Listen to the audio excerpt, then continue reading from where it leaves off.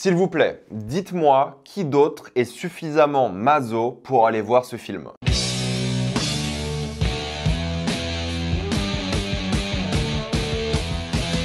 Borderlands. Comme d'habitude, jusqu'à la minute indiquée dans le titre de la vidéo, il n'y aura pas de spoilers, parce que vous êtes tranquille, après on va tout spoiler. Borderlands est l'histoire de Lilith, une chasseuse de primes expérimentée qui est embauchée par une sorte de milliardaire militaire afin qu'il retrouve sa fille qui est très spéciale. En effet, elle peut ouvrir une sorte de coffre-fort magique. Sauf que cette fille est recherchée par beaucoup de personnes différentes et sa vie est forcément mise en danger. Je sais que le travail que j'ai aujourd'hui est génial et c'est grâce à vous, donc merci, mais je vous jure que parfois j'en souffre aussi. Avant de commencer cette vidéo, j'aimerais remercier le partenaire officiel de cette vidéo, CyberGhostVPN et ses 38 millions d'utilisateurs et presque 5 sur 5 sur Trustpilot. Vous les connaissez, c'est le meilleur moyen pour soutenir la chaîne et c'est aussi un service utile. Votre catalogue streaming va vraiment doubler, c'est pas une blague, et parfois vous cherchez un film sur Google, vous tapez nom du film et où regarder, et il y a des sites qui vous disent dans quel pays est disponible le film que vous voulez, et vous avez juste à changer, que ce soit au Canada, Royaume-Uni, États-Unis, Belgique, Suisse, Italie, peu importe quel pays, tout fonctionne. Vous avez même la VOSTFR et la VF dans certains des pays, et quelques exemples pour vous guider. Vous avez sur Netflix évidemment Godzilla Minus One en version noir et blanc, ce qui est trop cool, faut que je le voie pour le coup, et l'incroyable série Scavengers Reign, trop sous-coté. Sur Disney+,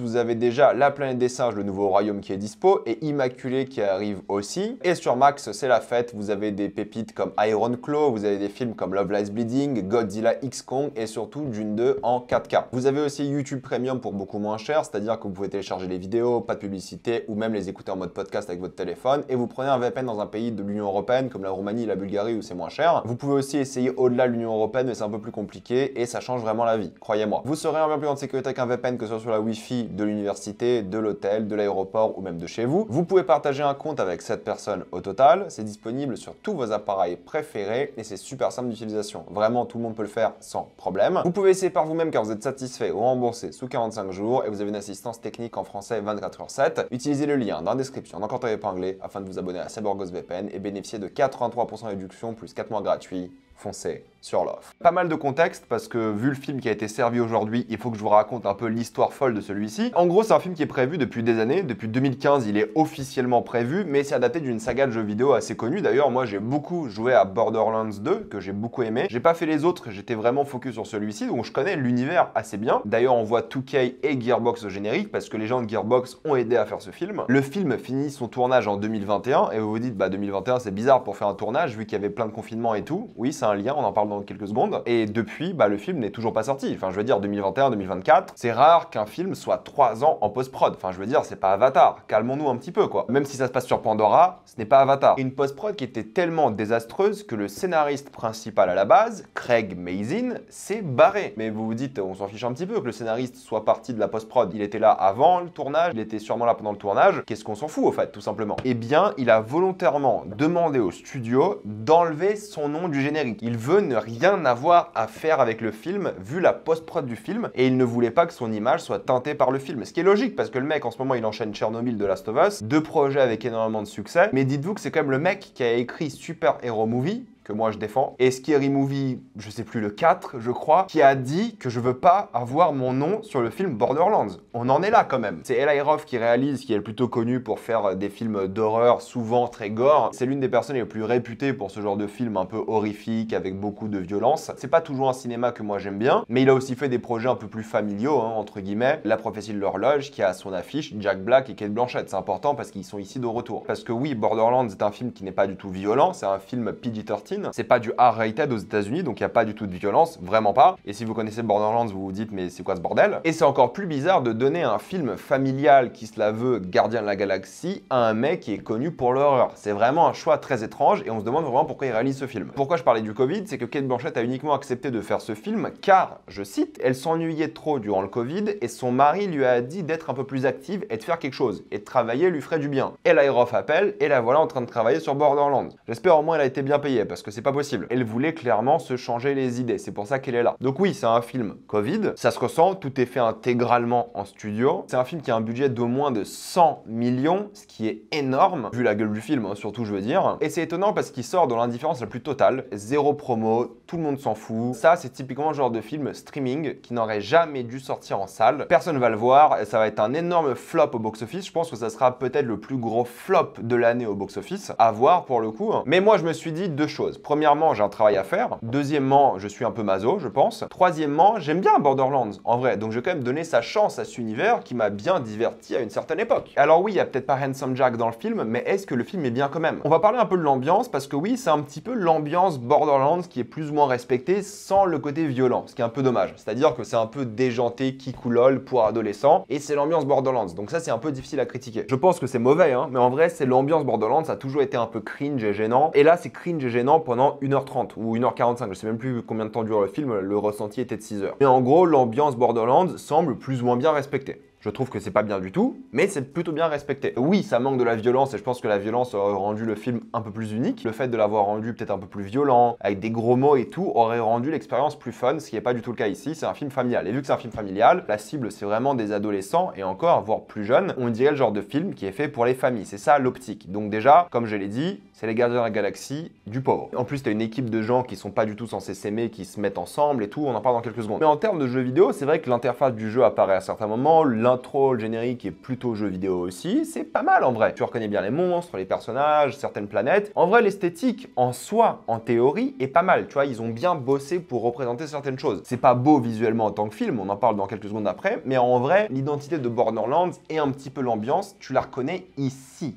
Un petit peu tout de même, voilà, c'est pas non plus hyper fidèle, mais en vrai, pour quelqu'un qui a fait le jeu, je me suis dit, ok, je reconnais pas mal de choses, et ils ont respecté certaines choses. Les persos des jeux qui apparaissent, des planètes, des armes, des trucs comme ça. Bon, voilà, il y a des trucs, quoi. C'est un skin pour une comédie d'action. Et c'est là le gros souci du film, c'est qu'en fait, l'acting est désastreux. Et je pense pas que c'est la faute des acteurs, je pense que c'est la faute de la direction d'acteur, du réalisateur. Kate Blanchett, elle essaye. Je vous jure qu'elle essaye. Et c'est assez gênant, parce qu'au fait, on dirait la fin de Tar. Je sais pas si vous avez vu Tar, je vais pas vous spoiler Tar. Regardez Tar, c'est excellent. Mais la fin de Tar, on dirait la carrière de Kate Blanchett dans ce film. Ce qui est très rigolo au final, mais en fait elle essaye. C'est une meuf qui a trop de talent, trop de récompenses pour être dans ce film en fait. J'espère vraiment qu'elle fait ce film parce qu'elle a été payée 10 millions et parce qu'elle est mise à l'air off, parce que sinon franchement, qu'est-ce qu'elle fout là quoi? Tu mets une actrice comme ça ici et je vous jure, elle essaye. Mais le dialogue qu'elle a à dire, oh là là là là là là. Elle dit un dialogue, mais je sais pas comment elle s'est pas crevé les yeux et les oreilles durant le tournage. Les dialogues sont tellement pourris, ils n'ont aucun sens. Ils font que t'expliquer les émotions des personnages, l'enjeu du film, que ce soit à toi ou aux autres personnages. Il n'y a aucun moment où les personnages se parlent intimement, comme des humains, ils se racontent quelque chose, il n'y a rien. C'est juste toujours pour le scénario, constamment. Il n'y a aucune émotion, aucun cœur, un cynisme fou dans n'importe quelle interaction entre les personnages et le côté équipe est tellement mauvais. Tellement nul. Tout le monde fait un travail catastrophique et j'ai pas envie de tacler tous les acteurs, mais j'en tacler quelques-uns parce que vraiment Kevin Hart, il est là pour le pognon et tout le monde est là pour le pognon. Kevin Hart est vraiment trop nul. En plus, il joue Roland. Oh là là là là, quel miscast de fou. Un choix de casting catastrophique et il est pas drôle, il est pas dramatique, il est nul. Jamie Lee Curtis, franchement, elle en a rien à battre. Je suis désolé, hein, elle est vraiment pas motivée. Il y a que Ariana Greenblatt, je crois, qu'elle s'appelle, qui est un petit peu dedans. C'est-à-dire que voilà, elle joue une gamine, elle essaye, elle est clairement insupportable, hein, mais c'est une gamine qui est censée être insupportable parce qu'elle est prétentieuse de l'ego. Elle essaye, mais à chaque fois qu'elle interagit avec quelqu'un, je voulais m'arracher les yeux, quoi. C'était horrible. Et surtout les interactions avec elle et Kate Blanchett, c'est la seule interaction qui est un peu d'humanité, entre grosses guillemets. Mais à un moment, t'as Kate Blanchett qui va la voir, qui va lui dire t'es spécial. Et ce genre de phrases et tout, c'était horrible. Les dialogues sont racontés d'une manière où t'as juste envie de te défenestrer, hein. Même Jack Black, pourquoi est-ce qu'ils ont pris Jack Black si c'est pour modifier sa voix à un point? Et c'est pas lui qui change son acting, hein. C'est juste qu'ils ont mis des effets sur sa voix qu'on reconnaît même pas sa voix. C'est juste pour le marketing qu'ils l'ont mis, c'est tout. T'en aimes aucun, zéro alchimie, on dirait pas du tout une équipe. En vrai, le meilleur, c'est l'acteur roumain qui dit rien et qui a des abdos maquillés. C'est tout. C'est le seul qui s'éclate, t'as l'impression. Les voir interagir est une véritable torture et tu les vois même pas interagir au final. Tu vois, ils ont même pas une scène comique dans un ascenseur ou des trucs un peu bateaux comme ça, ils ont rien. Tout est enchaînement de scénario. Faut que ça avance, les spectateurs sont cons, faut tout leur dire à haute voix. Les personnages, ils ont pas de personnalité, ils interagissent jamais entre eux, c'est horrible. Honnêtement, je pense que c'est le film le plus mal écrit que j'ai vu cette année. Il y a zéro développement, allez, sauf peut-être un petit peu le personnage de Kate Blanchett, mais il est développé parce que le scénario le demande, c'est tout. C'est pas drôle du tout, je trouve. C'est majoritairement super gênant. Et c'est un enchaînement de séquences qui n'ont ni queue ni tête. Franchement, l'enchaînement de décor à décor, où tu découvres même pas Pandora, ça aurait été intéressant de nous immerger dans ce monde, dans cette culture de ce monde de Pandora, parce que c'est un monde assez barré quand même, ça aurait été fun. Pas du tout. C'est le serpent qui se mord la queue, au fait. Vu que Borderlands était inspiré par Mad Max, là, si Borderlands, le film, s'inspire trop de Mad Max, on va dire que c'est un plagiat, donc ça marche plus. Les jeux vidéo sont trop des plagieurs. Et je dis ça avec beaucoup d'amour pour les jeux vidéo. Mais c'est rare qu'un jeu vidéo crée un truc original. Il s'inspire tout le temps du cinéma. Et là, du coup, bah franchement, l'univers est tellement mal développé, tellement mal mis en avant. Et t'enchaînes les séquences d'une manière, je vous jure, c'est le premier film TikTok que j'ai vu, quoi. Tout va tellement vite, le montage est tellement effréné pour des dialogues. Il n'y a pas le temps de respirer, quoi. Ça y va non-stop et du coup, ça fait le sentiment inverse. Au lieu que tout donne l'impression d'aller super vite, t'as l'impression que le film dure super longtemps parce que chaque séquence s'enchaîne à une vitesse incroyable sans te poser une seule seconde. Pourtant, vu qu'ils changent tout le temps de décor, chaque scène est dans un décor complètement différent. Ils ont mis le budget dans les décors un petit peu. C'est insupportable. C'est un film TikTok. Franchement, c'est le genre de film que tu regardes sur TikTok. Je vous jure, c'est cuté comme TikTok. Sans même parler de comment le film se finit, de la grande baston finale qui est horrible, j'en parlerai surtout en spoiler, qu'il n'y a pas d'enjeu et tout, c'est catastrophique. Au fait, c'est la réal qui va pas du tout. Déjà qu'il n'y a aucun cœur émotionnel dans les personnages, dans les dialogues et tout, c'est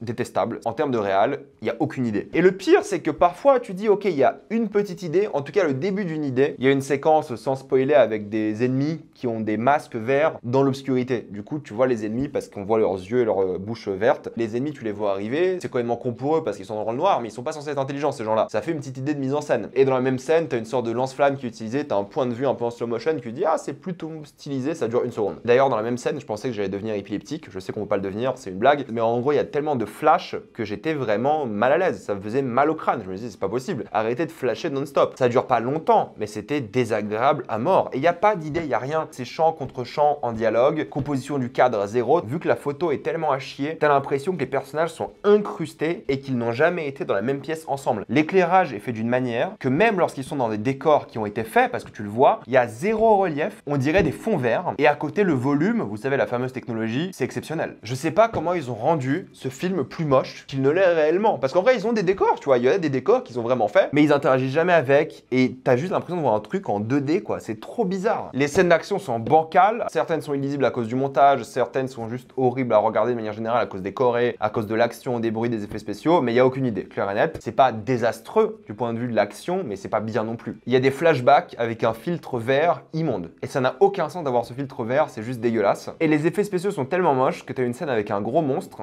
Ils ont dû le cacher le plus possible parce qu'ils avaient sûrement pas le budget et du coup ils le cachent avec de la brume, de la fumée, avec juste le contraste qui est baissé alors qu'il n'y a pas de raison pour le cacher, quoi. C'est vraiment l'un des films les plus moches que j'ai vu de ma vie. Pour 100 millions de dollars, est-ce que vous vous rendez compte? On est face à une fan fiction YouTube à haut budget, quoi, c'est tout. Sans même parler des doublures numériques, on voit clairement qu'elles sont pas finies, on voit clairement que les acteurs n'ont aucun poids dans certaines scènes avec certaines cascades et c'est juste des doublures, c'est horrible. Les incrustes sont dégueux, c'est catastrophique. Vraiment, les effets, les particules, ça va pas du tout. Et c'est pas la faute des artistes d'effets spéciaux, ils ont sûrement été malmenés, c'est pas leur faute, c'est toujours la faute des studios. Et je vous jure, j'ai pas d'autre terme que le premier film TikTok que je vois de ma vie. Pour conclure, n'allez pas voir cette merde. N'allez pas voir ce truc. S'il vous plaît, pour tout ce qui est bon dans le monde, pour le Saint-Esprit, ce que vous voulez, n'importe quelle religion, n'importe quelle croyance, n'importe quelle morale, ça ne sert à rien. Ne vous faites pas du mal. C'est nul, c'est moche. C'est mal joué, c'est catastrophique, ne financez même pas 1 euro de ce truc. Il n'y a aucune thématique qui est développée, aucune émotion, c'est gênant, ne vous faites pas du mal. Je vous jure, ressenti 3h30 alors que ça dure 1h30 je crois, je sais même pas, c'était affreusement long. J'ai regardé ma montre 5 fois, je n'en pouvais plus. Je priais pour la fin ou de ma vie ou du film, j'étais à ce stade. C'est à la poubelle. S'il vous plaît, ne vous déplacez pas pour ça. Regardez-le en streaming dans quelques années si vous voulez. Vous allez perdre du temps de cerveau, ok. Faites les jeux si vous voulez, j'en sais rien, mais ne faites pas ça. Ou allez-y, faites-vous plaisir. Si vous êtes maso comme moi, vous aimez un peu la douleur, la souffrance, très bien, allez-y. Hein. Faites-vous kiffer, hein. Payez, allez-y. Payez avec votre temps. Moi, je me fais rembourser pour cette vidéo que je fais là au moins. La majorité d'entre vous, non. Donc soyez honnête avec vous-même, soyez sincère avec vous-même. Blague à part, si vous avez bien aimé, tant mieux. Bravo, félicitations. C'est vous qui avez gagné dans l'histoire. Moi, j'ai souffert et je dois faire le montage de cette vidéo, donc ma souffrance continue. Au moins, je suis payé pour ça. Vraiment, c'est le seul truc qui me rend un petit peu heureux, quoi. Mais en vrai, c'est dommage parce que l'univers Borderlands aurait pu bien marcher en série plus qu'en film pour le coup. Et je pense qu'une série Borderlands peut vraiment bien fonctionner. Il y a vraiment des choses à développer et l'ambiance, mais là, c'est pas le cas. Et là, c'est raté. Donc, n'allez pas voir ça. Maintenant, je vais passer en spoiler. Je vais essayer de faire la partie spoiler la plus rapide de ma carrière sur YouTube. La fin, c'est vraiment de la merde parce qu'au fait, elle lui donne des super pouvoirs et au fait, elle est invincible et au fait, j'ai dit au fait plein de fois. Et en gros, il faut juste un giga vaisseau pour lui faire des dégâts et au fait, elle est pas si invincible que ça et tu t'attends à une super baston finale avec tout le monde, super entre guillemets. Et elle arrive même pas parce que c'est une déesse, je sais pas quoi, c'est la sirène, si je sais ce que c'est parce que je joue au jeu, mais c'est nul à chier. Le twist final est nul, les flashbacks sont nuls, la chimie entre les personnages sont nuls et à la fin, le personnage de Kate Blanchett qui devient une sorte d'aigle de feu en mode feu d'artifice, c'est pas du tout dans ce moment de personnage. Elle est pas devenue sympa d'une scène à une autre. autres et ils font semblant tout le temps de faire des scènes pour essayer de les rendre copains et tout, mais ça marche jamais et c'est horrible et j'ai envie de me foutre en l'air et j'arrête cette vidéo maintenant. Mettez-moi dans les commentaires ce que vous en avez pensé, moi j'ai détesté, vous le savez. Avant de quitter cette vidéo, pensez à utiliser le lien dans la description d'encadré épinglé afin de débloquer toutes les plateformes de streaming en toute accessibilité et sécurité, tout ça pour 2,03€ par mois plus 4 mois gratuits. Foncez sur l'offre et pensez à vous abonner à la chaîne pour voir les prochaines vidéos. Mettez un j'aime, ça aide beaucoup la chaîne. Suivez-moi sur tous mes réseaux pour plus de contenu exclusif et moi je vous dis à la prochaine fois. Salut à tous.